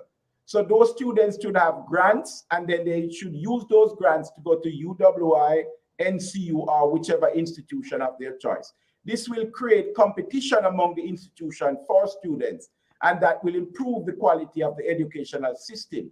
So these are critical things that I think needs to be done, that will help the region and that will help NCU. So our role is critical now. The challenge we face is the world is changing rapidly. And we know that in a rapid changing society, those systems that are hierarchical are the ones that are most at risk. Meaning our Seventh-day Adventist system is an hierarchical system. We can't pivot quickly enough to the changes that are around us. So therefore, our educational system is at risk. How do we get our accrediting bodies to recognize this? Okay? How do we get them to recognize this when they are insisting that you must have an Adventist to chair, to be in charge of any particular division? And yet we know, this has been admitted, that we don't have sufficiently qualified Seventh-day Adventist workers at the level of the university to sustain what we're doing. And yet the rules remain in place. There's no flexibility, no movement. And that creates a very serious challenge to the institutions. And then also at the level of the unions, they do not like for you to negotiate salary with people that you can get. They want everyone paid at one salary, but that doesn't work either. So you find yourself with this dilemma. You know what the challenges are. You have potential solutions, but your accreditors or your owners have not gotten to that point. They're not seeing it the way you do. So how do you navigate with those constraints? Thank you. You've laid out some really big challenges. I'm going to hand over to Dr. Luke to raise the last question for the panel. I think you're muted, Dr. Luke. Yes, thank you. I think Dr. Copeland was smiling when we talked about the hierarchical structures. Dr. Copeland, let me ask you to comment on that a tad. What are the hierarchical structures that the University of West Indies faces? You've heard from the Adventist president there. You seem to have some resonance with this matter. Well, it's a good thing I'm retiring in July, because I'm sure this question will get me fired. But university's governance structure, let me respond with a story. 30 years ago, we had a visit from external examiner. We had an external examiner system from University of London. And she came to look at the examination process in engineering. And she was asked to comment on what she saw. Now, remember, we came out of the University of London. This is 30 years ago. Her response was, my goodness, you guys are shooting yourself in the foot. We stopped doing all of this a long time ago. Right? That tells you where we are. We held on to these structures and these systems. I just seen a lot of comments in the papers about the governance and all that kind of stuff. That I want to write a novel on that at some point in time. But basically, it's what Dr. Edwards spoke about, I believe, and probably Dr. Spence as well. It's the whole issue of agility in order to effect purpose. And right now, the systems are hampering that. So I agree 100%. And I just believe we're at the point where we have to just stop it, wipe it off, take 6 months off, and come back again. I wish we could do that. Okay. That is more easily said than done, but certainly that people are thinking about it means that there's a possibility, there's a way forward. So I think the disruption that Dr. Spence wants to create in the Adventist system or thinks that's necessary, all of this needs to be looked at. And we're an educational institution need to be looking at change and how they serve their clients, etc. So let's go quickly for the CEOs of Caribbean institutions. What is the state of higher education in the region? Basically, how do your institution and seven other institutions fit into the whole higher educational system in the region? And maybe Professor Copeland could comment after we hear from Professor Edwards. I'll ask Dr. Wilson to say his piece as well. Well, as I mentioned before, we provide the values-based education that some of the public institutions do not focus on, and that is essential in providing a much milder society, a caring society. All those things are important, and of course, to counter the rising corruption that is hampering the development of the region. Corruption is just, I mean, just so many places you hear of this scamming and all these kinds of things going on that is just giving the region a bad name, but it is happening, and that is partly why some of the males are not going into college, because they can make millions of dollars sitting around a computer or a telephone and scamming people or forming gangs and extorting businesses for millions of dollars a month. So why should they go to college when this is readily available? So we have got, it is our values-based education that has to counter all of that through our network of churches. And also we have got to impact public policy too, because sometimes things are looked at from only one perspective. Okay, maybe just a financial perspective, but we have a holistic model of education that brings into play the whole human being. Health is an important factor. In the region, there are so many, I know in Jamaica, so much of the resources are in the hospitals are used up just dealing with gunshot wounds and other areas, you know, people with other illnesses suffer. So how do we sensitize the population about you know, proper health care? This part of our message. The health message is needed now more than ever to be promulgated. Also in Jamaica, there's a bad practice where when there's an accident, people just stand around and take inappropriate pictures and send those all over the places. Well, at NCU, we said, okay, let's counter that. So we launched the Stop the Bleed program, where we have an ambitious program to train every Jamaican who wants to be trained through our network of churches and other civic organizations, how to stop the bleed at an accident site. And we had a professor from Florida came down and started that, and training is ongoing for anyone. So the fire brigade, the doctors, they're all coming to NCU now and partnering with us to receive this kind of training. So the church and its institution has to be more involved in society in providing a positive way forward and to give hope to the people that life can be better than it is. Thank you, sir. Dr. Wilson, how do you see USC fitting into the higher education milieu of the Caribbean?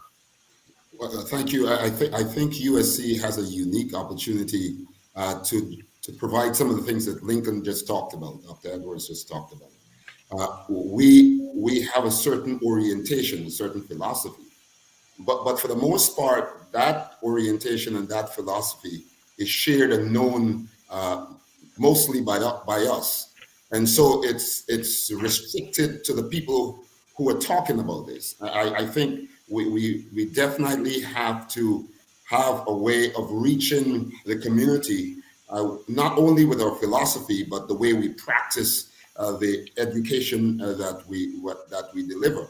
So I just want to focus on that one point, and here's why I think that is important.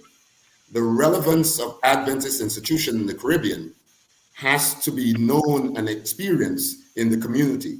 And I'm glad that Lincoln is on here. We have been talking about how do we partner in those areas of need. And we have some new initiatives that we're doing in that regard. But I think finally, on this point, I want to say that if we as an educational institution, an Adventist educational institution, does not engage the community at all of the various levels, then I think we're in trouble. And that trouble we must respond to in a way that picks up the mantle and say, we're going to do something about this, and this something has to be very different. Thank you. Thank you. Dr. Williams, I think we need to move quickly to Dr. Spence on the U.S. challenges to U.S. institutions. Yes, I think we are quickly running out of time. So, Dr. Spence, the question for you would be, what do you see as the two top critical issues facing your institution in the 21st century? I'll be quick on it. 2, enrollment and infrastructure. Our university buildings are old and we need to get them to 21st century level. Relative to enrollment, there are 2 reasons Adventists oftentimes give for not attending an Adventist institution. 1 is quality and 2, costs. At Washington Adventist University, my language is this to correct the quality factor. The same accrediting agency that accredits Johns Hopkins, Princeton, Georgetown, it's the same accrediting agency that accredits Washington Adventist University. The last accrediting visit, we received maximum accreditation, no suggestions, no recommendations. So that should take care of the quality. We have scholars at faculty level teaching our students. Relative to the costs, we have just rolled out this program. Any Seventh-day Adventist member of the Columbia Union, they can come to Washington Adventist University for a fixed cost of $12,000 per year. So that should take care of the cost factor and the quality factor. Now, seek out Christian education, because Christian education is the guaranteed pathway for life, to the workplace, and for eternity. Thank you. Thank you for summing that up nicely there.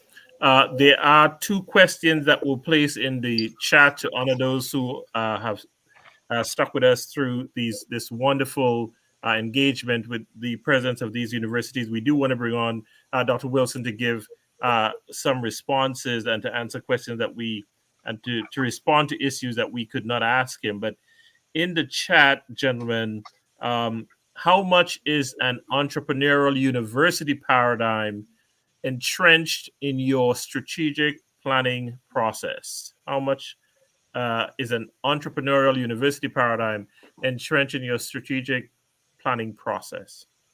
That we are going through a strategic planning now, and so that is something that it will be central to our strategic planning process, because the days when you graduate students to get a job, those days are behind us. We have to create entrepreneurs. Students have to create their own jobs now. So this entrepreneurial paradigm is something that has to be central to what we do within our universities. Wonderful. Professor Copeland? Yeah, same here. And we've been singing that song to students for a long time. And we've seen some of them doing it when they graduate without our help. Student startups is something that we are monitoring, as opposed to UB spin-offs, of which we only have 3. And there's a system that we have in place that connects the ideation at the faculty level. As I indicated before, anybody could actually get on board. There'll be student, staff, the cleaner, doesn't matter, the gardener, doesn't matter. Good idea, we take it, we do all the development that's required. Of course, we have to find funding. There was a support mechanism on the campus that looks at the legal aspect, external funding, angel funding, and so on. And after going through a couple of rounds, mentoring and everything, looking at business plans, we say, okay, it's ready to go out. And the plan is that it goes out to a company that we formed called UE Ventures Limited. And UE Ventures is a holding company for all our spin-offs. We could also license as well. So we have a system in place. We're still putting the final bolts in there, nuts and bolts in there to make sure it works very well. And overcome what I call the university interface, slow speed versus the quick speed of a private sector institution. So the aim is to create that new economy. And I've called it the Caribbean Mittelstand. The Mittelstand is a German word. They have a very strong small and medium enterprise sector that brings in 30% of their foreign exchange and has 60% of their workforce.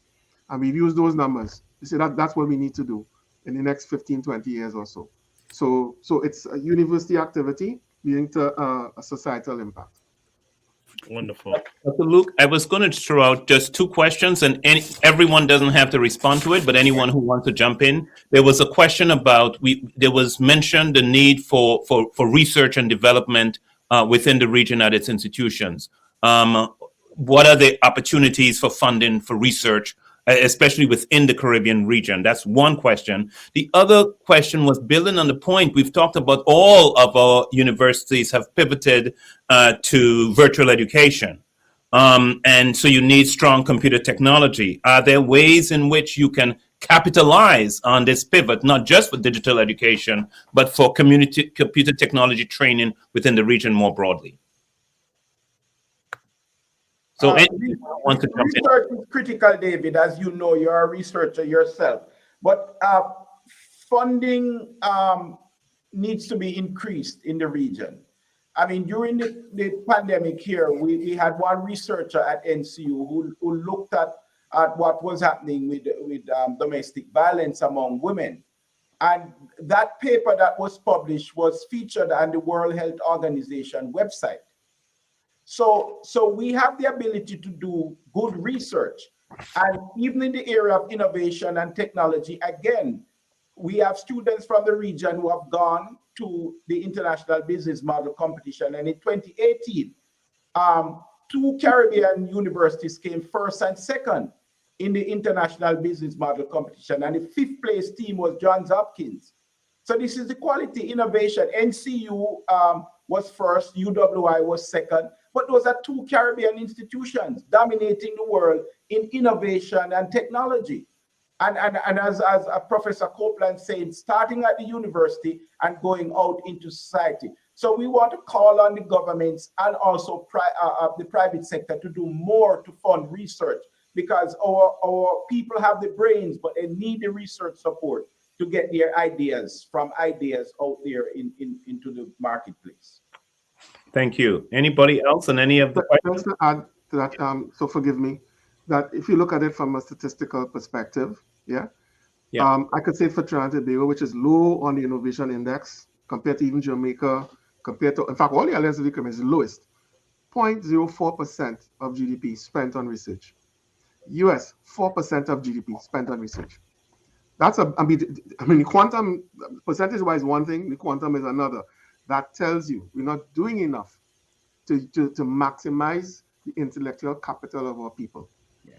And yes, it is. I quite agree with Dr. Edwards. It's government as well. There's this thing called the triple helix. Government, academia, corporate sector, working together, right, to develop the economies and the societies of the countries. Right now, we're working on one strand, basically, which is academia.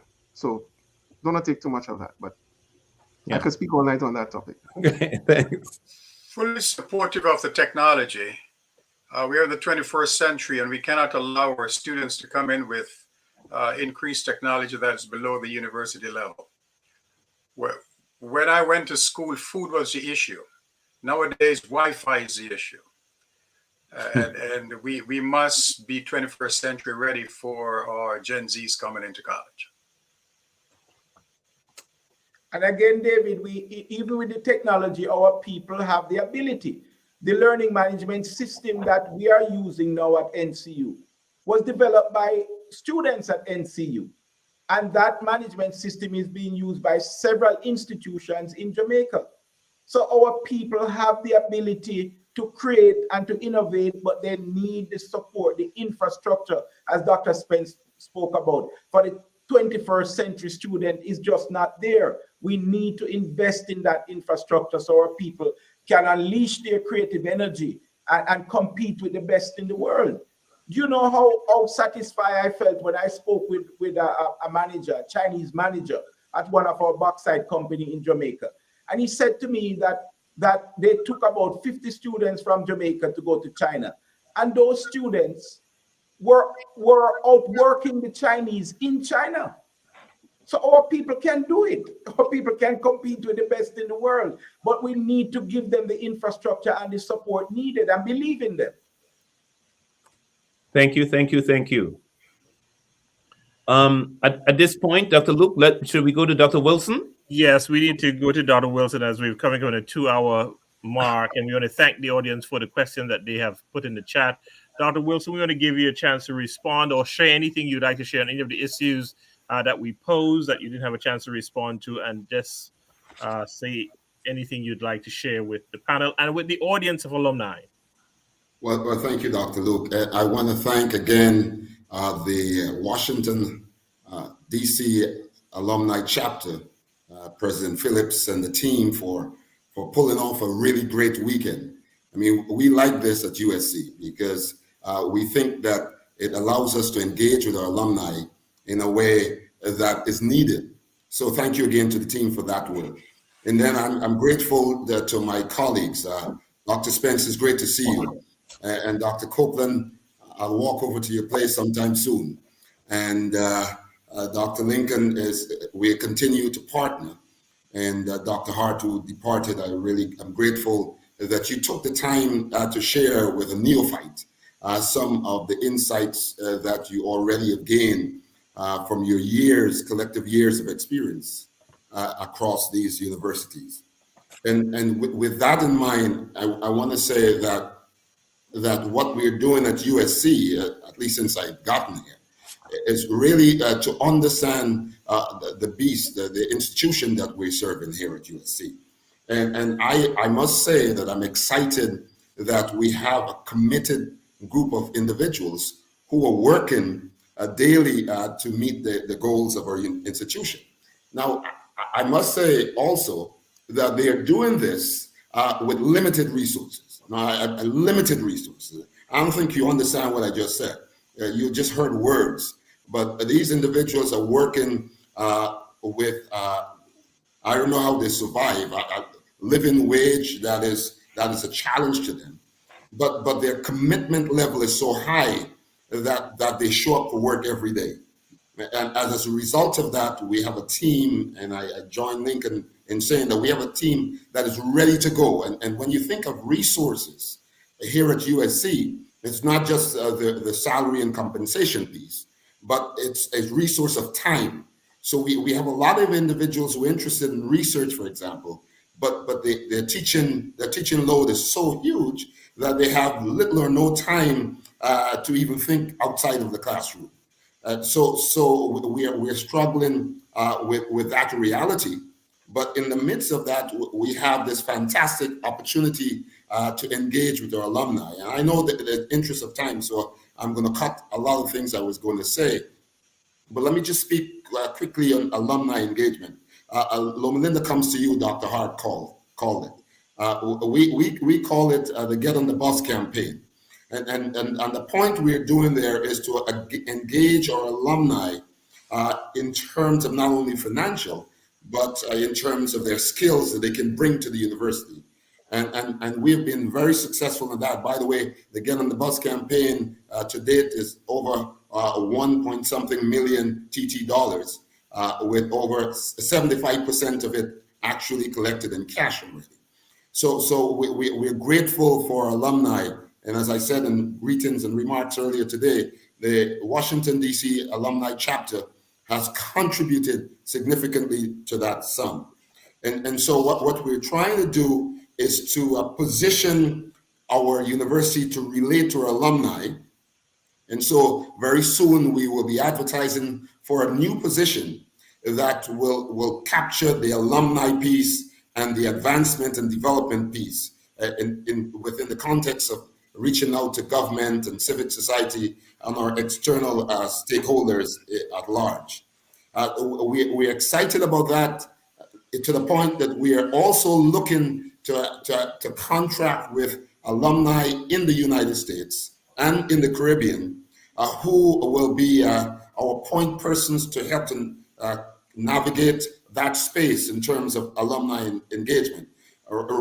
And in that regard, we actually advertising for a position that will allow us to create a data center. So we currently don't have one that is reliable. It doesn't even exist. So we're creating a data center, and at the heart of the data center is our alumni engagement. And there's a position we're interviewing for that position as we begin to establish those linkages at the university. Now, I think the point is very clear. And as a university, we believe that we have to engage the non-alumni group So let me just very briefly illustrate what I mean. So just recently, I came back from Guyana. I'm Guyanese by birth, and that's not the reason I went there. So because we have 4 satellite campuses, Guyana, St. Lucia, Antigua, and Barbados, and we have 2 extension campuses, one in Tobago and one in San Fernando. And so in reaching out to Guyana, where there seems to be a lot of oil right now, estimated over 10 billion barrels of oil. But I didn't go for the oil. I don't mind the resources from the oil. But the point of going to Guyana was to engage government. So engaging the president, the minister of public service, and Ministry of Education to tackle those kind of relationships that are necessary. And those were very successful interactions.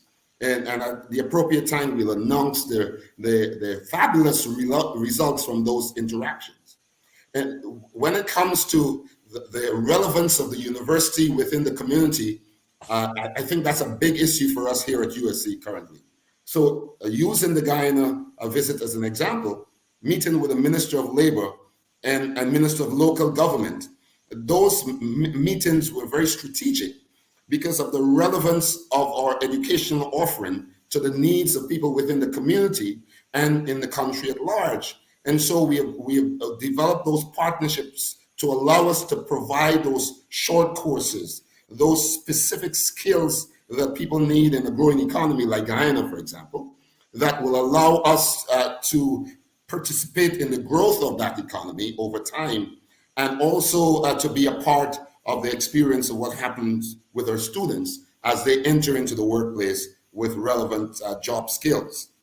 And so one of the things we're doing in that regard is to partner with in the institutions within those countries. So of course, we met with the University of Guyana, CARICOM, where we are trying to find those spaces that will allow us to do a lot of work. You know, one of the things that USC has is that we have a number of countries in the territory that we serve.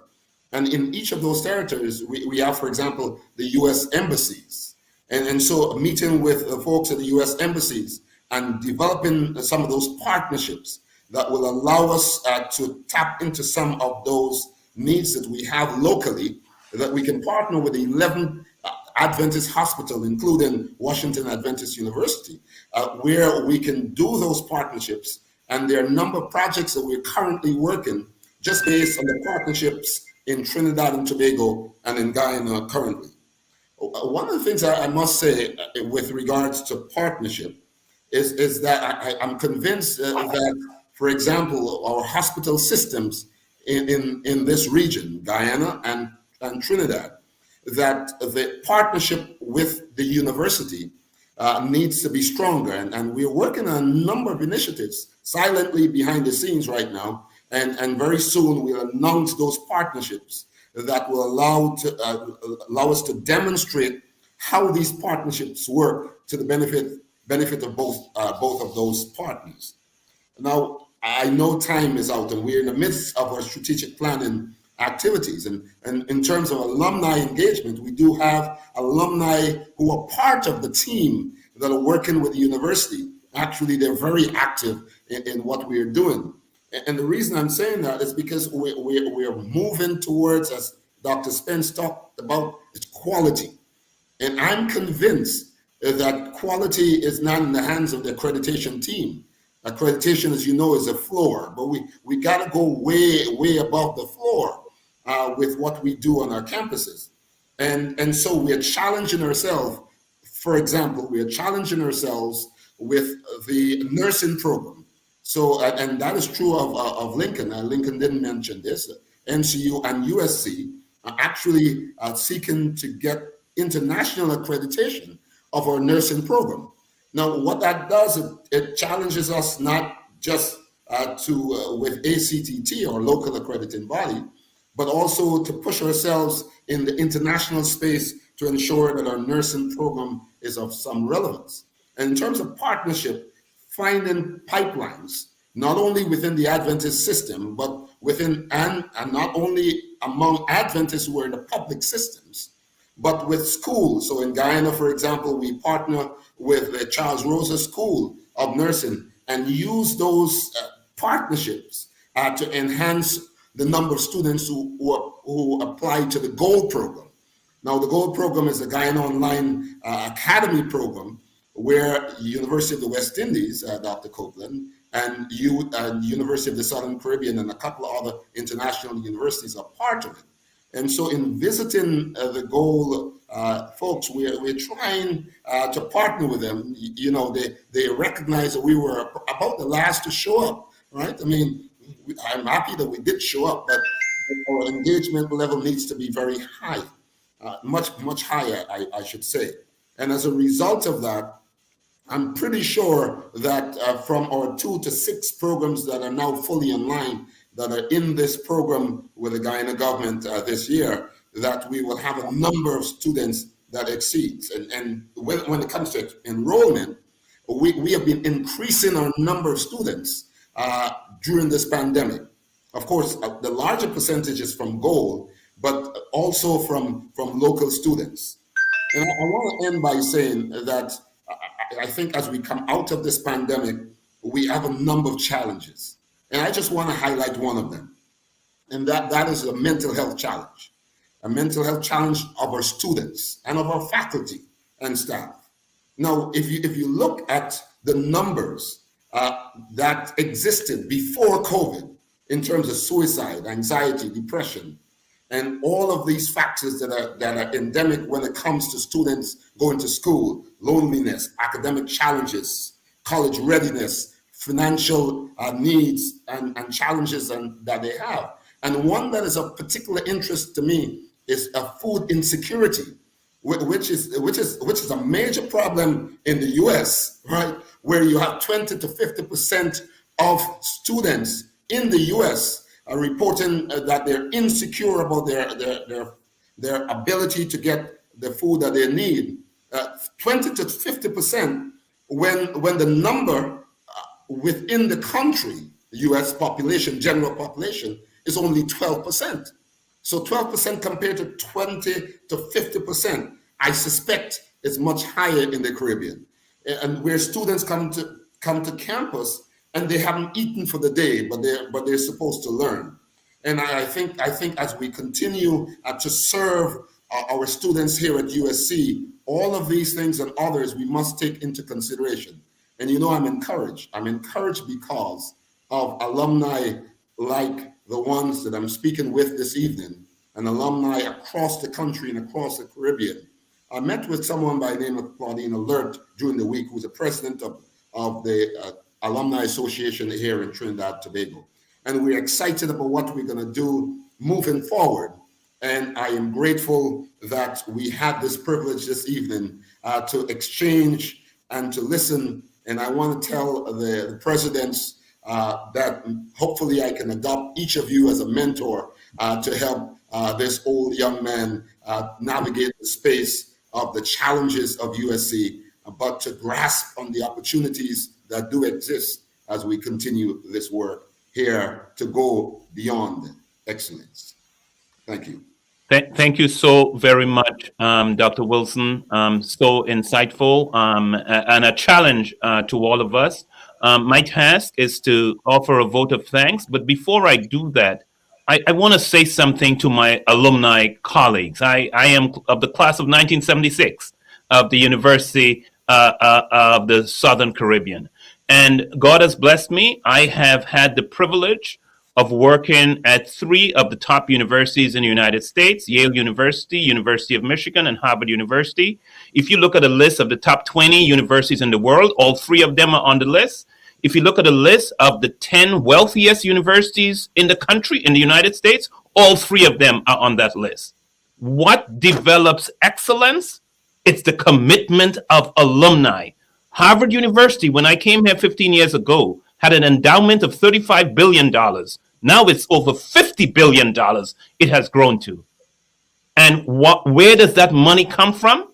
Primarily from the alumni and contacts the alumni make within their networks to drive resources to their institution, because Harvard alumni want to ensure that Harvard remains better than Yale. They are motivated to do that. We have not developed a culture of support within the Caribbean region and within Adventist education that is similar to the culture that I see in the institutions that are doing an outstanding job. It's the alumni that are the driving force behind it. Yes, we have to cultivate the alumni. We've got to communicate with them. But alumni, the future of the University of the Southern Caribbean lies in your hands. And we can make a difference using the resources we have and leveraging our networks to support those institutions that have given us the foundation for where we are able to stand today. So that's my challenge to the alumni who are listening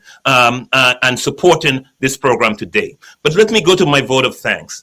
I really want to say a profound thanks first to the leadership of the Washington chapter of USC for having the vision to create a panel like this that has been an enormous education for all of us of the challenges our institutions face. And then to our distinguished panelists who took time out of their busy schedules, Dr. Brian Copeland from the UWI St. Augustine, Dr. Lincoln Edwards from NCU, Dr. Hart from Loma Linda University, and Dr. Spence from Washington Adventist University. We have all benefited from your wisdom, and I know, as Dr. Wilson said, he wants you to adopt him, be his mentor as he moves forward. But it's just phenomenal that you made the sacrifice of your time, and this has been of enormous benefit to us. And then all of you who joined the program today, you joined because you care. You joined because you are interested, and we want to say thank you to you. And I think we want to say we want to continue to work with you and reach out to you. Together, we can make a difference for education at our institutions. And today we are specifically focusing on USC. We can support, we can be the wind beneath the wings of Dr. Colwick Wilson as he tries to leverage that institution in Trinidad and Tobago that's serving the Caribbean and the world. And I thank you all for making time for that program today. Thank you, Dr. Williams. We would have a final word from the president of the University of the Southern Caribbean Alumni Association, Elizabeth Phillips.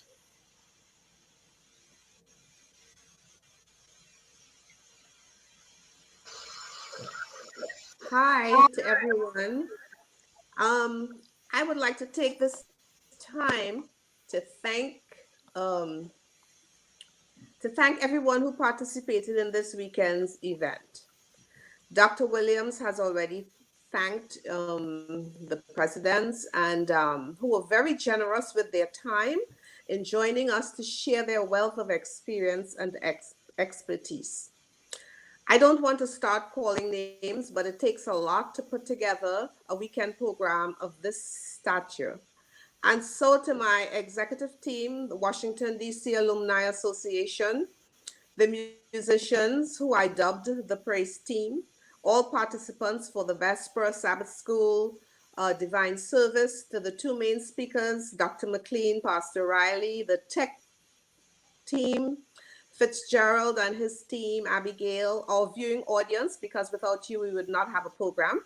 Our evening moderators, Larry and David, and anyone else who I may have inadvertently omitted. We appreciate everything that you have done, and we thank you from the bottom of our hearts. At this juncture, our weekend's activities are officially ended. However, we would like to remind our Washington, D.C. alumni body about our current project, and we implore you to please send in your donations for the renewal of the campus entrance, that this project that we have adopted as our own. And you have the various ways that you can send us your donations, Cash App, Zelle, etc. So again, I want to say thank you. Thank you, Dr. Wilson, for coming on also on the panel this afternoon, and for all the information that you have shared. And I want to thank everyone on this panel, all these presidents who took their time to come here this afternoon, especially, Dr. Copeland from my country, Trinidad and Tobago. So again, thank you, thank you, thank you. And Dr. Luke, if you can close us off, if no one has anything else that they want to add, if you can close us off this afternoon with prayer. Okay, let's just bow our heads.